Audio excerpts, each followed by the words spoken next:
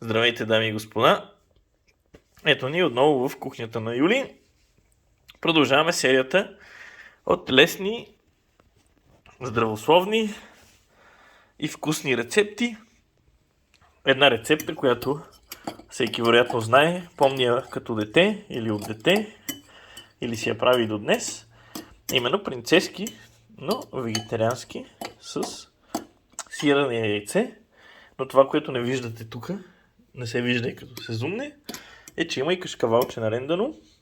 Та рецептата ми е 2 яйчица, малко черно пиперче, чубричка, самардълка или шарна сол, кашкавалче нарендано и сирене. Разбърквате го, виждате хубаво до хомогенна смес, хубаво е така да не е много течно.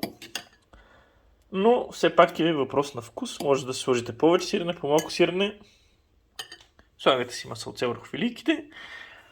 Отгоре слагате от тази смес, запичате я и знаете какво се получава. Знам, че вие всички обичате месо, но от време на време така е хубаво да хапваме и нещо безместно, което не съдържа такива продукти.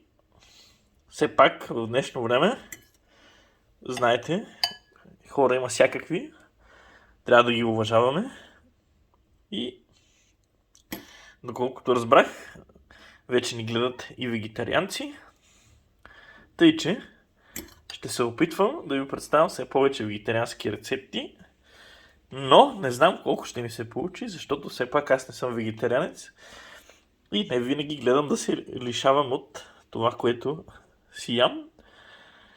Тъй че това е за момента, ето виждате, и втората филийка е намазана, не е трудно. Слагате ги за около 10 минутки на 180-200 градуса на горен реутан. Докато се запекат, знаете как трябва да изглежда перфектната принцеса яйце и сирене. Фащат такава коричка и загар, златиста и ги ядете. Това е.